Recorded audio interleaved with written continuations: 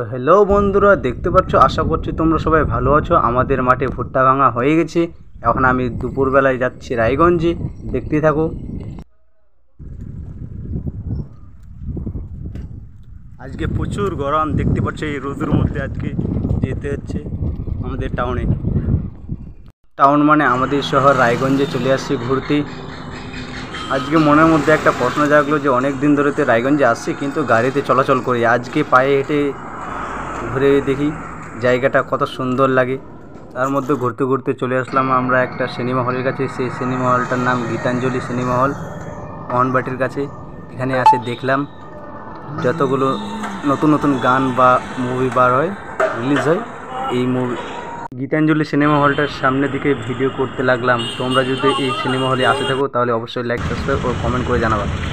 এই রোদ্রুর মধ্যে আর হাঁটা যাবে না, তাই আমি আমার গন্তব্যের গাড়িতে বসে পড়লাম। চোখের মধ্যে পড়লো এলজি হোটেল, আরও অন্য কিছু দেখাচ্ছি। তারপর আমাদের রায়গঞ্জের বিধায়ক কৃষ্ণ কল্যাণী শপিং মলটার কাছে আমি পৌঁছে গেলাম।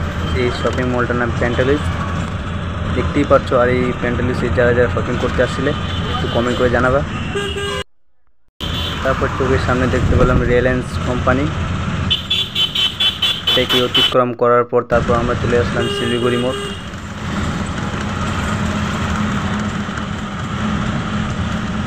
শিলিগুড়ি মোড় আস্তে আস্তে দেখতে পেলাম আমাদের একটা সামনে পড়ে গেল জোপেল বিউটি পার্লার। এই বিউটি পার্লারে অনেক ডিজাইনিং মেকআপিং করা হয় বা বিউটি পার্লারিং করা হয়।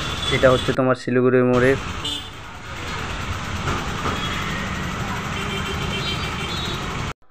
কিন্তু এই ভাইরা শিলিগুড়ি মোড় বাস স্টপে দাঁড়িয়ে আছে বাসে অপেক্ষার জন্য।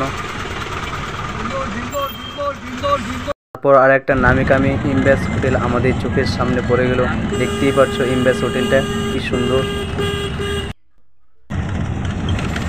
তারপর আমরা একটা ব্রিজের উপরে চলে আসলাম। সেই ব্রিজটার নাম তোমরা যদি অবশ্যই জানে থাকো তাহলে অবশ্যই কমেন্টের মধ্যে জানাবা। সেই ব্রিজটা এখন কাজ চলছে বা ব্রিজটা একটু গর্ত হয়ে গেছিলো ব্রিজের মধ্যে, সেই ব্রিজটা রিপেয়ারিং করা হচ্ছে।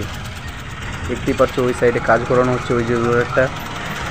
তারপর মৌরাজায় আসলাম। মৌরাজায় একটা মিষ্টি দোকানে ঢুকে খেয়ে দিয়ে তারপর গাড়িতে আবার বসে পড়লাম আমাদের জিন্দলের রওনা অবস্থা।